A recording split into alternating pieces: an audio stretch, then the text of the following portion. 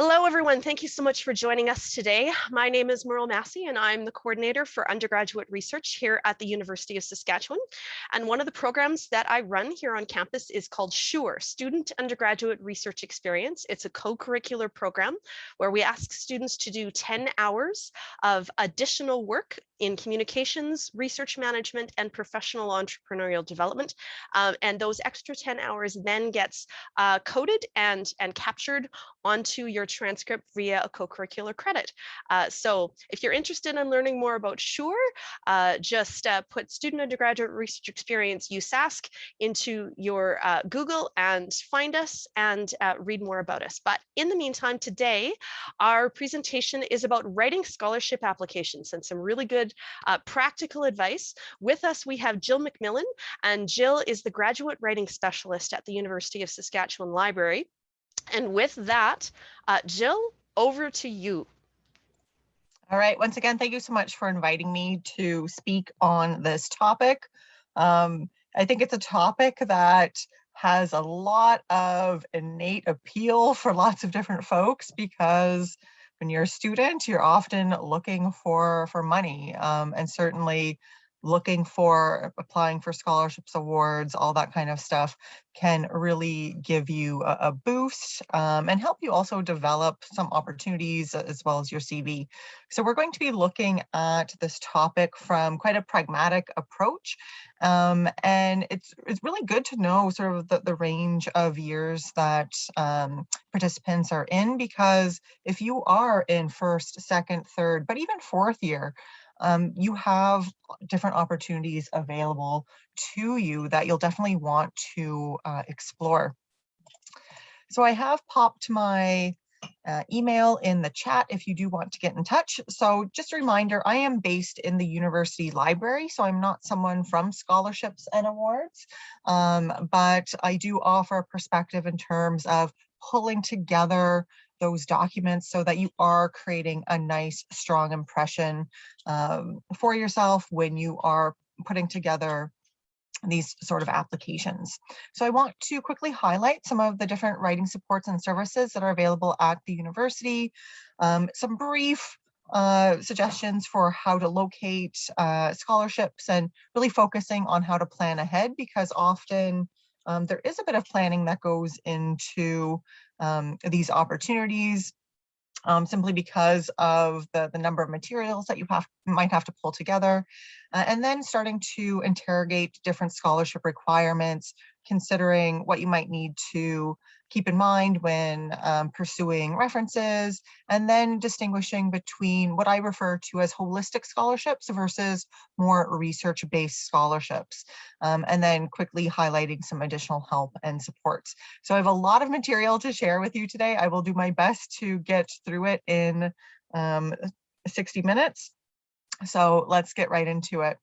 So in terms of some of the writing supports and services, the reason why I'm highlighting writing help at the university is simply because if you are pulling together a scholarship application, and if there is a writing component, it is really useful to get some feedback on that.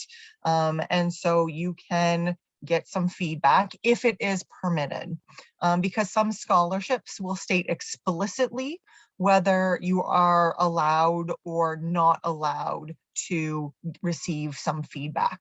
So you want to double check the requirements, because you'll have to attest to this, especially if there's a strict requirement that you're not allowed to receive feedback.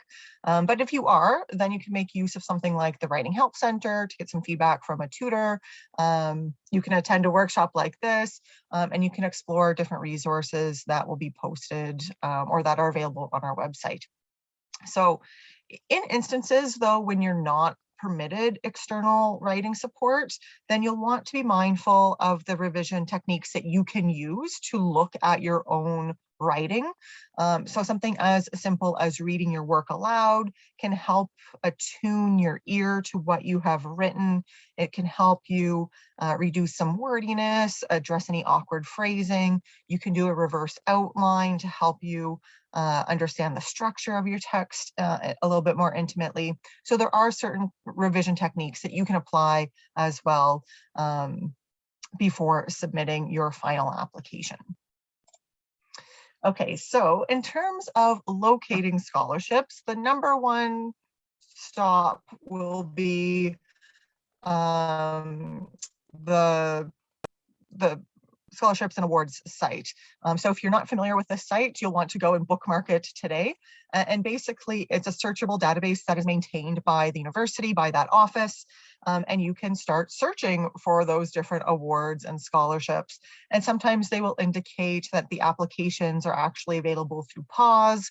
So you want to use any mechanism that's available to you to locate opportunities for yourself, because it's really critical to find a range of scholarships and not necessarily just focus on one or two, because what happens is if you are successful with some smaller awards, some smaller scholarships, that's something that later you can add to your CV, and that might actually help you become slightly more competitive when you are applying for some other scholarships or awards in the future.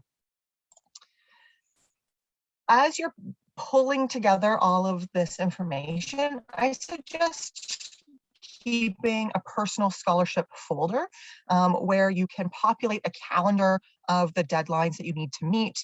I also recommend that you keep an up-to-date resume and CV. And if there are situations where you could submit open reference letters, you can keep some copies of reference letters if the people who have written them are happy to give you a copy of what they've written. Some people will prefer to have them closed, and often a scholarship or award committee will require a closed letter regardless. But this could just be something that you can keep as part of this general folder. One thing to keep in mind is that bigger scholarships typically require between 2 and 4 references, but some will even require more than that, up to 6, for instance. So especially if you have some of these big scholarships in mind, you'll really want to start considering who you might be able to approach to ask as a reference for you. And we'll talk a little bit about references later on. Oh, just lost my screen for a moment. And if you are interested in pursuing graduate studies, I encourage you to start thinking about the opportunities that will be a possibility for you. So if you plan to study in Canada at the graduate level, certainly you'll want to become familiar with what's known as tri-council funding. This is where a lot of students will receive funding to cover some of the costs of their graduate studies. And sometimes it's a requirement that you apply when applying to graduate school as well. But it's something that even if you're thinking, yes, I want to go to graduate school, but that's 2 or 3 years from now, it's still something that you'll want to start thinking about in order to understand what some of the expectations are for those scholarship packages. Likewise, if you are interested in applying for something like the Rhodes or Gates Cambridge or McCall-McBain, these are things that you'll want to start thinking about long term because of the nature of those scholarships, where they often require a combination of academics, success and performance combined with community involvement. So if you're thinking, these sound like really amazing opportunities, I certainly encourage you to target them, but be mindful that you might have to start developing your resume and your CV very intentionally in order to become a competitive candidate for these types of scholarships. And when I say this, it's not when I talk about becoming a competitive candidate, in the end, it's really about your personal growth as well. And when you are pursuing volunteer activities, when you're pursuing research, when you are doing something that's stretching who you are as a person, it will have that effect of making you a more competitive candidate for any type of scholarship, but it's also going to enhance your life. You want to explore your interests. You want to explore and develop different skills. Basically, seek out experiences so that you can start to determine where some of your strengths might be, and take some risks and try things that are challenging and maybe even a little bit intimidating. Because I mean, it's a little bit of a cliche, but there is some truth in that saying of it's better to have tried and failed rather than not try at all. Because often through that process, even if something doesn't become very successful, you will learn a lot from that experience. And then that will help you with other experiences in the future. And it's also very valuable to make connections. So if you're interested in taking on a sort of local initiative, you might not be able to do it all yourself. So that's when you can seek out collaborators, because often that's what, again, is going to help you develop your interest, your skill set through making those sort of connections. And of course, you just might make some really fantastic relationships with those individuals. You might have some really fantastic personal or professional relationships that emerge from those sort of initiatives. Okay, so reference letters. This sort of speaks to that last point of making connections, because when we're talking about scholarships and awards, often we need people to say something about who we are as an individual. And so you will have people that you'll want to shoulder tap to say, hey, will you be able to be a reference for me? And these references will be sort of, you'll want to target those based on the nature of the scholarship to which you'd like to apply. If you're applying to a more holistic scholarship, which has that sort of bigger picture focus, then it might be a combination of academic as well as non-academic references. So for instance, if you are interested in pursuing something like the Rhodes, you will need 1 or 2 non-academic references in order to show your involvement in the community. And you really want people who can speak about who you are in a concrete way. So someone who has very direct experience working with you. So this could be everyone from a work supervisor, a coach, a volunteer coordinator, a religious leader, anyone who can speak with authority about what you have accomplished when you have been working with them.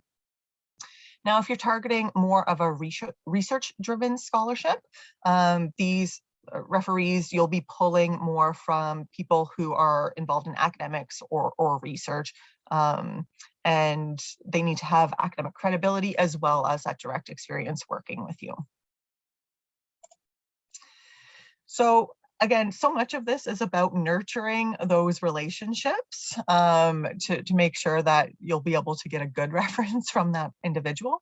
And sometimes when you approach someone to be a reference, they might hint that maybe they're not the best reference for you. And usually if they are bringing that up, that is an indication that maybe you should ask someone else, because it might be that they like you as an individual, they think that you did things well, but maybe they just don't know enough about the work that you did in order to write a strong reference letter. And ultimately, you really want strong reference letters to support any application. So, but when you have those people in your orbit, you want to select them and approach early. You want to give them at least 2 or 3 weeks, at least, before a deadline appears, because it takes some time to write a good reference letter. I've certainly been in the position of writing reference letters, and it can take an hour or so to write a really good one. And if you have a lot of things going on in your life, it can be difficult sometimes to find that hour. So just be respectful of that person's time and approach them early on and let them know when things are due. As part of that approach, as part of that ask, discuss your application. If possible, have a meeting if possible. Explain why you are applying, ask if they would like a copy of your CV or resume, or a written reminder of some of the things that you accomplished in working with that individual. All right, so let's look at holistic scholarships before we move into research scholarships. Oh, and as just noted in the chat, to add on to that, almost every grad school asks for one work reference in addition to academic references. Yeah, so that's something to keep in mind as well. If you're looking at grad school, what are their requirements? What sort of references are they looking for? Are they looking for a reference beyond a professor? So that's thank you for bringing that up. So I think there are sort of these two main types of scholarships and awards, and what you need to do is be very mindful of what a committee is looking for in a candidate. When we speak of these holistic scholarships, as I noted before, scholarships that value the bigger picture are what I refer to as holistic scholarships. So they're really looking for someone who's a well-rounded individual. They're considering all that you've accomplished, but they're also thinking about your potential to really become a change maker or someone of interest in the community. So these sort of scholarships could ask for evidence attesting to any of the following: academic achievement, community involvement, work experience, special interests or hobbies, membership or affiliation with specific groups, and any special accomplishments. So know that there are so many things that you've likely been involved in that can actually be something that you can reference in an application. It might not see very obviously connected to what you're applying for, but that's something that we're going to discuss in part of today's presentation.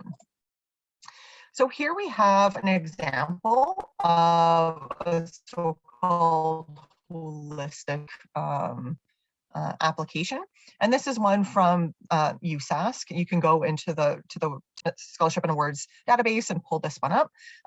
It is the Rittenberg Family Foundation Bursary in Engineering, and part of the application asks for this very short essay. Submit an essay of approximately 500 words on how this bursary will impact and assist their studies. And you also have to demonstrate some financial need and have certain academic achievements in terms of grades. So my question to you, how would you approach this short essay? What sort of things might you mention? And what do you think might be valued by the committee? So let's take 1 or 2 minutes and contribute in the chat.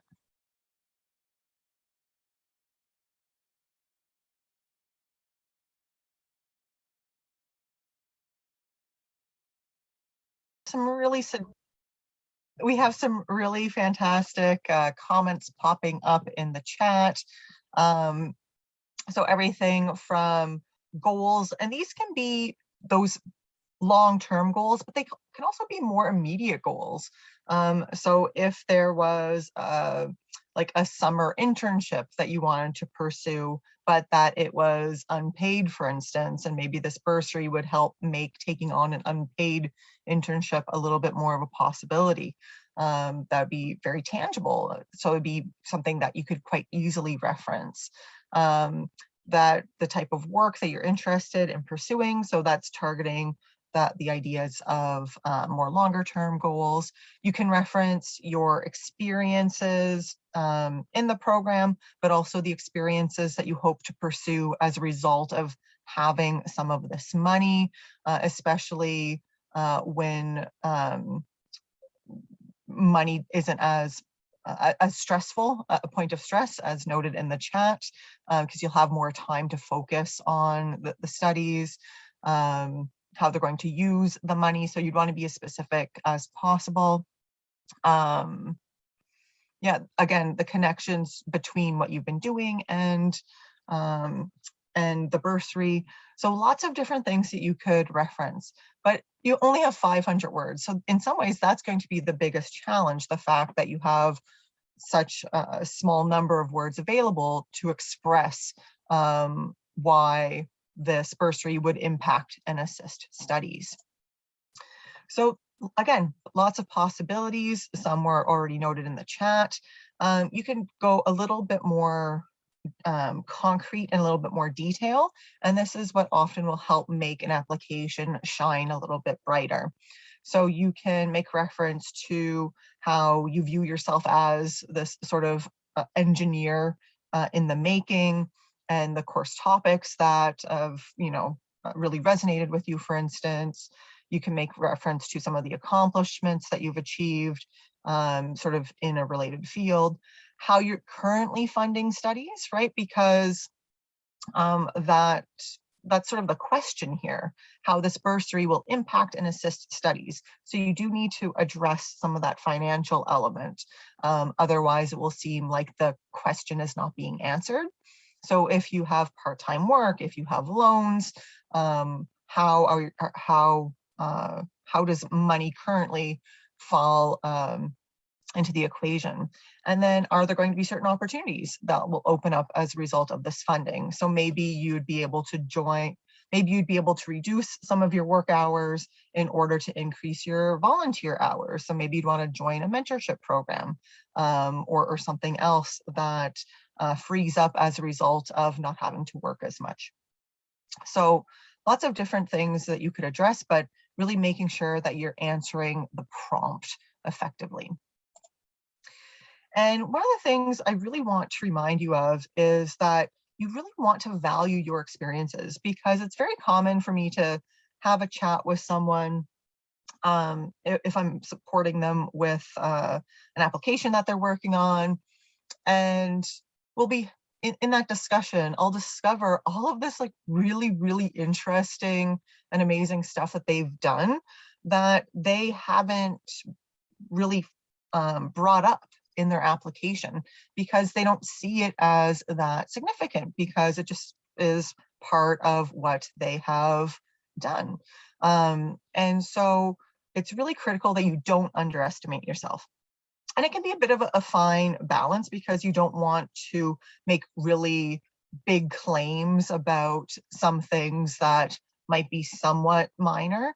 But if you've done some interesting things, then you do want to surface that and explain what you've learned from that as well. So it's often incorporating this reflective element that will help your application. So one thing that you can think of is how you might interview yourself, or you could have someone else interview you. So do you have scholastic or personal passions that are related to the scholarship or the award at hand? Are you involved with clubs or community groups? What have you learned as a result of that involvement? Have you held any full or part-time jobs? And it doesn't matter how the nature of that job. You could work a retail job. You could work in food service. You could work a delivery job. You are demonstrating reliability and a bunch of traits that are to be commended in holding those kinds of jobs. Have you held any leadership roles? Have you won any awards or prizes, even if they're quite small? And do you have any notable personal experiences? So some scholarships and awards will target people who represent different groups or come from different backgrounds. So if you grew up in a very remote area, for instance, you didn't have access to the same sort of programs as someone who grew up in a more urban area, maybe that's something to discuss, but highlight what you learned as a result of growing up in that very remote area. Did you overcome some significant challenges? Some of these elements will be valued in a holistic scholarship application in a way where it wouldn't necessarily be appropriate in a research-based application.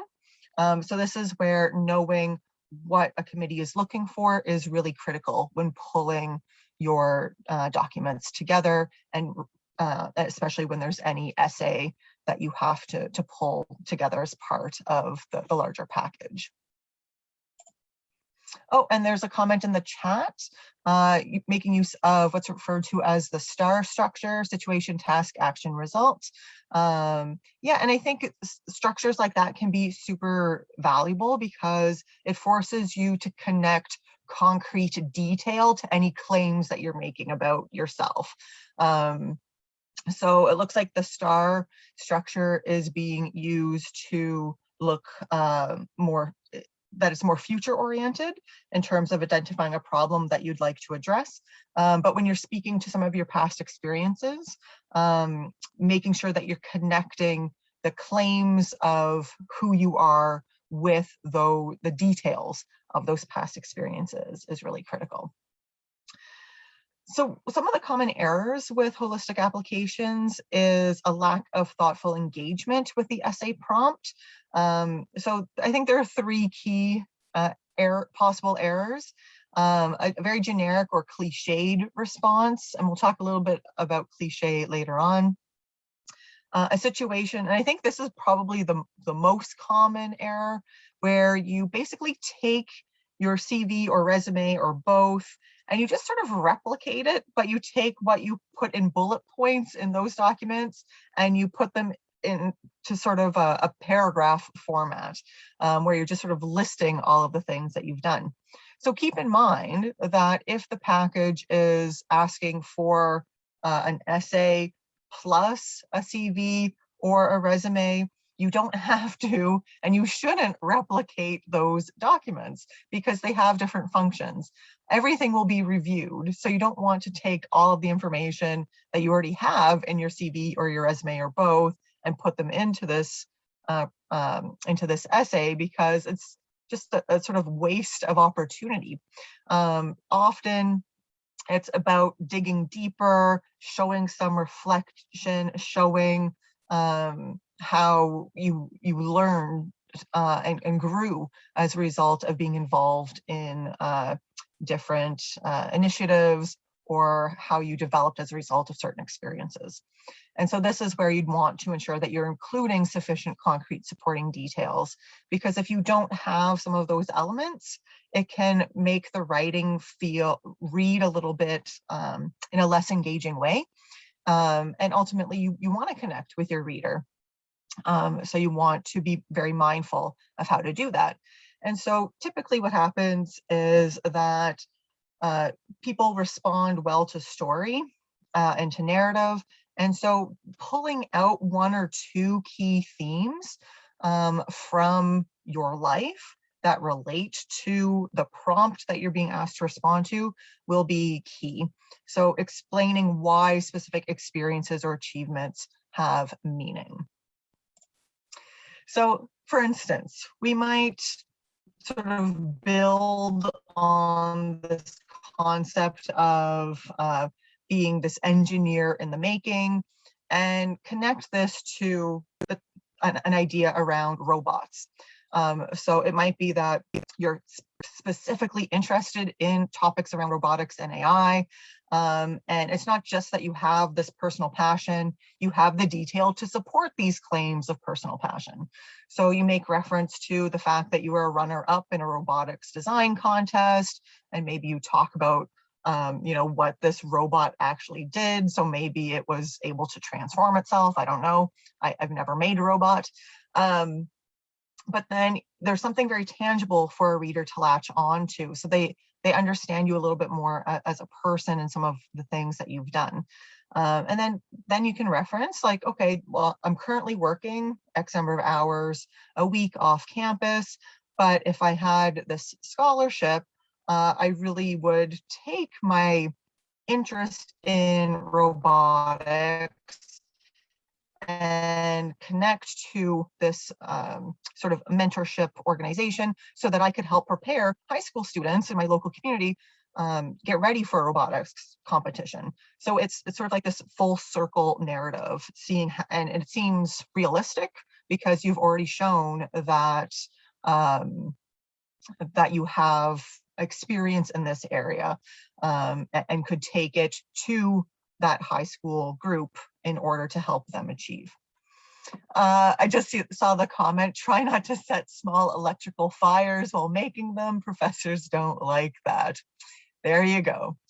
So of course, when you have this holistic narrative that you're trying to put together, it doesn't have to be so tangible. It doesn't have to be about something physical like a robot, of course, especially if you've had some really diverse experiences. So it might be that you're going to instead focus on some personal traits or values as the narrative thread that will hold this piece of text together. So maybe you want to present yourself as this very curious person, or an inventive person, or someone who has a lot of perseverance. Maybe you have a strong helping nature. Maybe you're very invested in social justice, or maybe you have a strong entrepreneurial spirit. So you can take something that's a lot more abstract, but it will help create that pathway so that when you are linking what initially might seem like quite distinct experiences, when you're pulling them together through this sort of abstract thread, it makes a little bit more sense. And it shows that you continue to learn from your experiences, and you've started to realize that, hey, there's this sort of common thread that unites them. All right, so we're going to look at two pieces of text where it's someone who might put together an introductory paragraph for a short essay, vying for a more holistic scholarship. So my question to you as we read through these pieces of text is, what is your initial reaction as a reader, and how effective or ineffective do you find this piece of text as an introductory paragraph? So we'll read through each one, and we'll talk about each one right after the other. So let's read through this. My longstanding interest in the intersection of science, nature, and society makes me an ideal candidate for the Brooks Felding Environmental Science Scholarship. Not only do I have a strong academic record, but I also put theory into practice in my part-time job working with Dr. X, who is a well-respected scientist in the field of plastic waste management. I am currently assisting her research evaluating the potential of wax moth caterpillar larvae, also known as waxworms, to mitigate the harmful effects of plastic pollution. While waxworms normally favor honeycomb, they've also been found to eat and digest the same sort of plastic bags used by grocery stores. This is an exciting area of research, and I hope to continue studying how these creatures can help us manage the vast amounts of plastic waste that currently pollute our environment. So what are your initial reactions as a reader? What kind of feedback would you provide this candidate? How motivated are you to continue reading? Let's take a minute or two and contribute in the chat. And that's what I sort of expect in looking at this piece of text, because it's not that there's anything obviously wrong with this piece of writing, though it could be a little bit more focused for sure. But there might be a question of, does it seem to paint by numbers? You know, that first sentence, okay, I'm a candidate for this scholarship. Next sentence, I have a strong academic record, and I have this particular thing of interest, and then I discuss it in length. So it just seems a little bit staid. There's reference to it sounding like a bit like a cover letter, and I think that's a good assessment of a piece of text like this. So the reason I ask folks to go through these sort of exercises is to really figure out what you gravitate toward as a reader in order to try and put yourselves in the shoes of someone who's reading a stack of applications to see which ones might stand out. So I agree. I think the research area is interesting. But what I'm a little bit concerned about is that what is the candidate themselves actually doing? We have reference to, I am assisting Dr. X's research, but I don't know what any of that work entails. So there's a lack of concrete detail. We have what I would refer to as a lot of some of the telling, but not the showing. And so generally, if I was looking at this, I would think, okay, the candidate actually seems quite competent.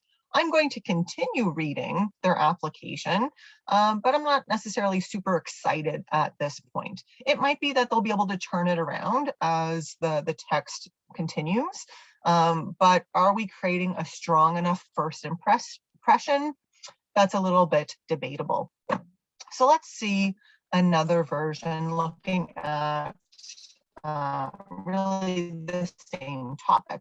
And again, my question to you, what is your initial reaction as a reader? How effective or ineffective do you find the text as an introductory paragraph? So let's read through it. Imagine a world where very hungry caterpillars not only munch on apples, pears, plums, strawberries, and oranges, as captured in Eric Carle's classic children's book, but ravenously eat through a series of plastic bags too. Seems impossible, doesn't it? But that's what I see each day in my role as a student assistant in Dr. X's lab. I begin each shift by carefully placing squirmy grub-like creatures on sheets of the same type of plastic my local grocery store uses for its disposable bags.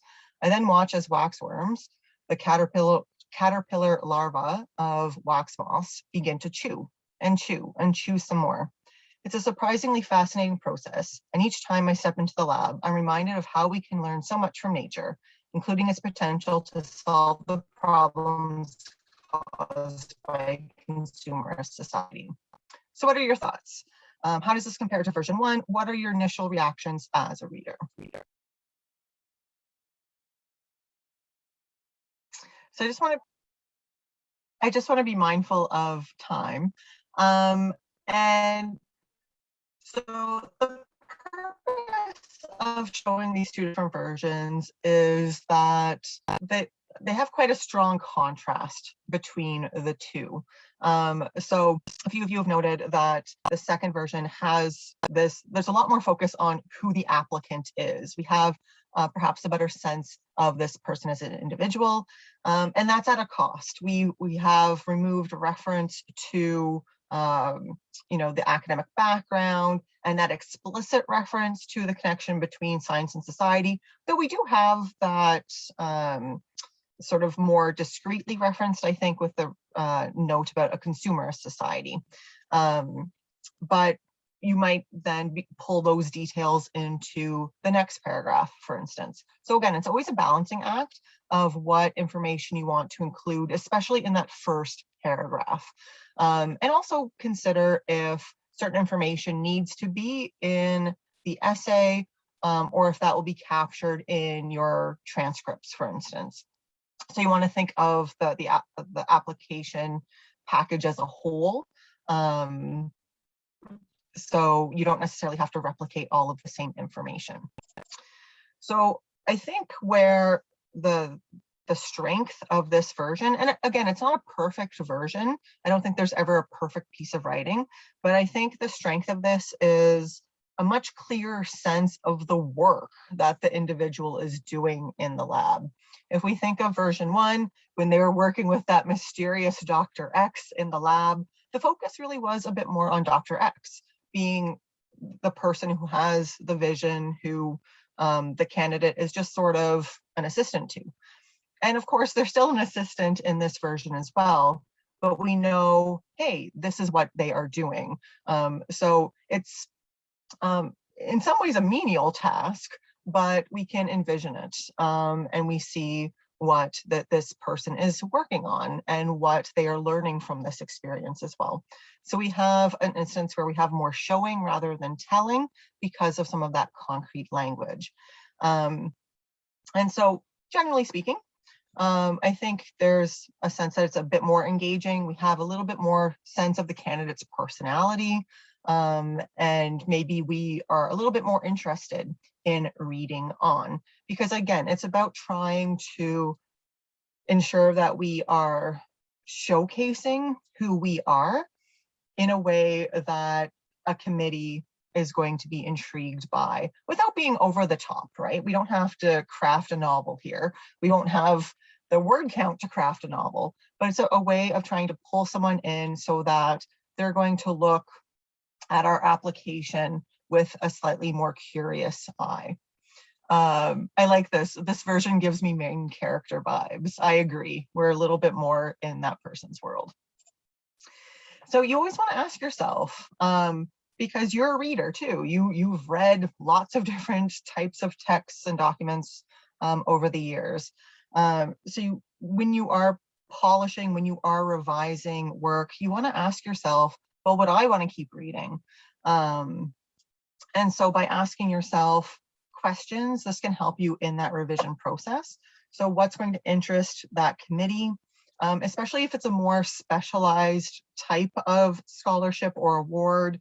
So for instance, if the scholarship or award is funded by like a 4-H group, for instance, they're probably looking for someone who has a lot of practical experience in the agricultural field.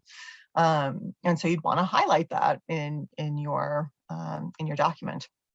But I think it's really critical that you carve out space for reflection. So it's not a matter of cramming all of the details from your resume or your CV into this document. You want some breathing room so that you can explain what you learned and what you did, and what was valuable about that experience. And you can make use of what's referred to as concrete language. So you're making use of language that draws in the different senses to help create this memorable impression. You want to avoid underselling or doubting yourself. So here, it sort of anticipates that comment that was made earlier in the chat. Embrace the main character moment, and make sure that you just don't make statements. You need to support them. So you want to have this showing aspect, and avoid cliches or cheesiness. And I put an asterisk here simply because what's cheesy to one person is not necessarily cheesy to another. But when someone is reading through a stack of applications, there are some words that they might just start glossing over because everyone is using them. So a word like passionate can be one of those words, because a lot of people will say they're passionate about something, but rather than say you're passionate about it, show that you're passionate about it, so that we're invested in what you're sharing. Okay, we have about 10 minutes left. I'm not sure we'll be able to get through everything, but I just wanted to bring your attention to some of the distinctions between those more holistic scholarships and those research-based scholarships. So if you are putting together applications for graduate school and scholarships to support graduate study, these are often going to be more interested in the research that you want to do. So it's not that suddenly all of these other experiences that you've had are to be ignored. Often these might still be evaluated, but they'll be coached or framed in different ways. So there's going to be, an expectation that you might have reference to where you've shown leadership ability or project management. But often a research-based scholarship is going to be much more interested in the research that you plan to carry out, asking, is it innovative, is it important, and can you do it? Do you have the skill set and the experience to carry out the research in the time frame that you are proposing to do it? So I noted earlier, but the main funding bodies in Canada for graduate students are the Tri-Council group, the Tri-Council agencies. These include the National Research Council, the Canadian Institutes of Health Research, and Social Sciences and Humanities Research Council. And they offer funding at both the MA and PhD level. Most of these are restricted to domestic students, with the exception of the Vanier Award for PhD students, which is also open to international students. In terms of what gets funded, they are looking for research that is going to advance knowledge, benefit Canadians and people around the world, be inspirational in terms of inspiring the next generation of researchers within the field, and also be a good return on investment, because these are fairly substantial amounts of money. So there's a question, can you repeat the name of the institution who gives PhD scholarships? So within the Tri-Council agency, you have I think I'm missing part of it. The Vanier, I'll just see if I can find it. The Vanier Doctoral Scholarship. I'll find it. You keep going. Okay, perfect. I'm throwing it in the chat. And so you can certainly research all of these, all of the requirements around the Tri-Council as well. But when I say about being a good return on investment, again, these are quite large scholarships. And so there's an expectation that the research needs to be completed, because there's a little bit of a risk that it won't, especially if someone is who doesn't have a lot of research experience. So they just want to know that if we're giving you the money, the project that you're saying you're going to do will get done. I'm just going to focus on the selection criteria at the MA level, the master's level. It's somewhat similar at the PhD level too. And basically the criteria breaks down as follows. So 50% is based on academic excellence, and this evidence for this will come from referee comments, your transcripts, as well as your CV. And basically they want to know, do you have a history of really excellent grades and achievements in your previous studies? And then 30% is looking at the research potential. So this is where they're really looking at your research proposal, as well as your referee comments, trying to figure out if you are a motivated and capable researcher. Is this a feasible research project? Again, are you able to carry it out? And then lastly, at 20%, this is a little bit more of that holistic element, looking at the personal characteristics and interpersonal skills. But it still connects to the research. So can you complete the work? And if you are going to be working as part of a team, can you work well on a team? So looking at everything from work and volunteer experience, project management experience, communication, et cetera, et cetera. So we only have 5 minutes left. We'll go through as much as possible, and I'm happy to stick around if people are able to, if we are able to extend the session. No worries if you go a few minutes over, at least from our perspective. I'd like to continue, and then I'll keep recording, and that's okay. Okay, perfect. Yeah, and if folks have to go, that's completely understandable. So one of our last sections is about getting your message across, and we're going to be talking about language in a similar way when we are looking at those sample introductory paragraphs for holistic scholarships. But when you're writing a research proposal,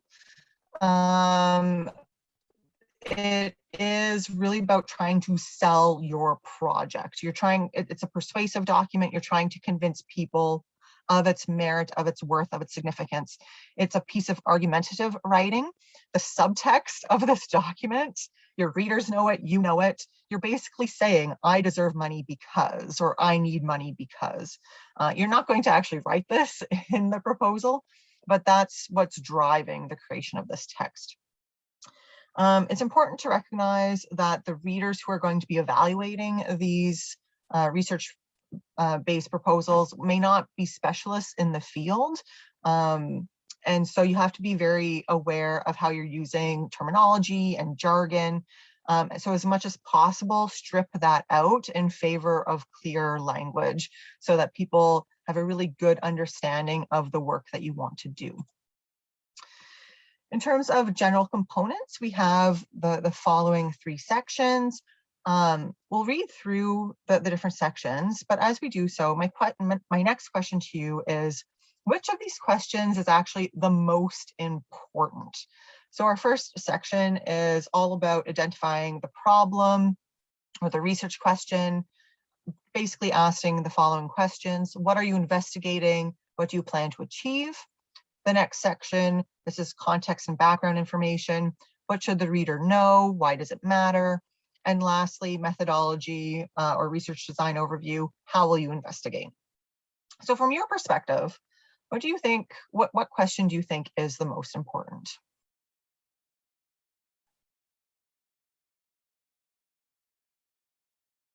One vote so far. for why does it matter, just because we are running out of time. I concur. I think this is that most important question. Because if we are not explaining to our reader why it matters, they're not going to understand why they should care.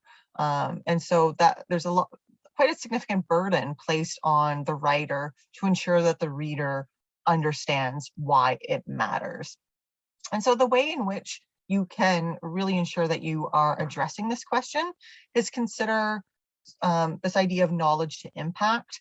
So asking yourself, how is the research going to advance knowledge in the field? How is it going to solve a problem that needs to be solved? How is it going to contribute to positive change in the world?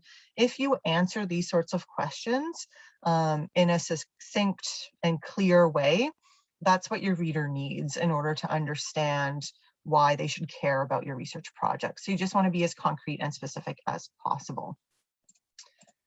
So we have two last pieces of text to review. We'll look at both versions, one right after the other. And my question to you is, of the two, which would you fund if you had the decision-making powers to give someone money? Which version would you fund and why? What is driving that decision-making? So version 1 reads as follows. Pet cats are known menaces, and controlling them is necessary if we are to protect local species. The proposed project will involve the distribution of special cat collars that are meant to make these predators more visible to the songbirds that they stalk and kill and whose population they have decimated over the last 100+ years. While this is less drastic than some would recommend, including researchers who recommend a complete cull of all domestic cats in the country, it is hoped that this intervention will be sufficient to protect local bird species. To encourage pet owners to put these special collars on their pets, we've partnered with our local council to encourage pet owners to do so. This is anticipated to be a challenging project, especially as New Zealanders love domestic animals, dogs and cats, but will be worthwhile once bird populations increase. It is expected that the populations of birds will increase significantly once these interventions are introduced. This is important for many reasons. In particular, it will protect local songbirds from extinction and preserve their existence for future generations. Okay, so that is version 1. Let's look at version 2. Again, which one do you think warrants funding? Ongoing debates about domestic cat ownership in New Zealand have centered on the devastating impact on local wildlife, specifically small birds whose populations have plummeted following the introduction of domestic cats by European settlers in the late 18th century. Given that declining bird populations are associated with broader ecological instability, it is imperative that we take action to protect and restore bird numbers to maintain a healthy ecological system for generations to come. While some scholars argue that a wide-scale cull is urgently required to protect Indigenous bird species, including the iconic flightless kiwi, others argue that less drastic action is needed. Given the self-proclaimed identity of most New Zealanders as pet lovers, as reported in several national surveys, my research responds to this emerging crisis by proposing a two-pronged approach that will accommodate the competing perspectives of pet owners and environmentalists. My project involves 1, the distribution and use of high visibility cat collars, and 2, a local public awareness campaign to encourage pet owner compliance. The success of this project, which is a joint venture between my research team and the Otago Regional Council, will be judged on whether this intervention correlates with increased bird numbers in the region over a 3-year period. So which of these two would you fund and why?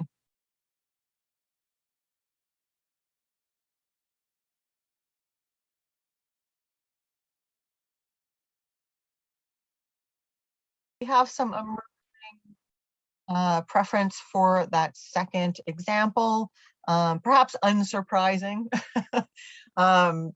This is, you're sort of primed to already know the topic a little bit once you look at version 2. But again, the purpose of comparing text like this is to really reiterate that need for specificity. So when we were looking at those holistic examples, it was about being as specific as possible as to who you are. And when it comes to more of a research-driven proposal, it's about being as specific as possible about the research project. So if we were to break this down, I mean, and this is obviously a truncated example of a proposal, you would certainly have more space in which to elaborate. But even within a short amount of text or limited amount of text, you can achieve a lot. In that first sentence, we have the research context that is provided.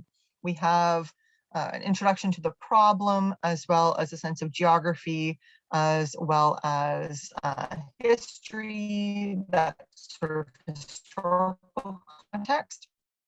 We, in the next sentence, enter that, so we identify that problem even more specifically, explaining the why, because these declining populations are associated with ecological instability.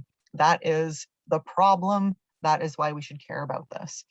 And then we're layering in some of that scholarly conversation. It is quite common in more of a research-driven scholarship to have to include some citations and references, identifying the potential solution, which just happens to be the research project that you are proposing, right? You are identifying your research as a potential solution to this bigger problem. And then providing some specifics in terms of how you will implement. And there are also some success factors. So what will make this a successful project? And if you have the option to include an image, take advantage of that if it makes sense. So if you are allowed to make use of a graphic, a table, a photograph, if that's permitted within the application, make use of it, because sometimes it can really reinforce what you're trying to achieve in your project. So here's a cat with one of those special collars, so that a reader really understands what you're talking about. So again, it's reminding yourself about how have you made a persuasive case for your project? Have you engaged the readers in the first few lines? Have you told a compelling story? Have you connected to previous research that you've done, if possible, to show that you have some expertise in the field? Have you connected the research to public concerns? Have you linked the work to a funding agency's goals?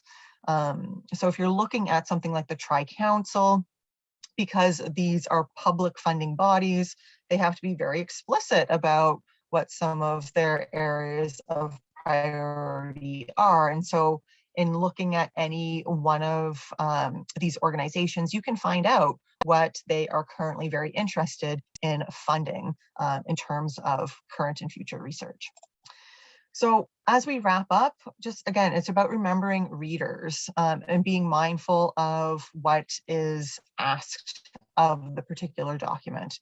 So for something where you are highlighting the research that you want to carry out, you want to make use of simple future tenses to convey confidence.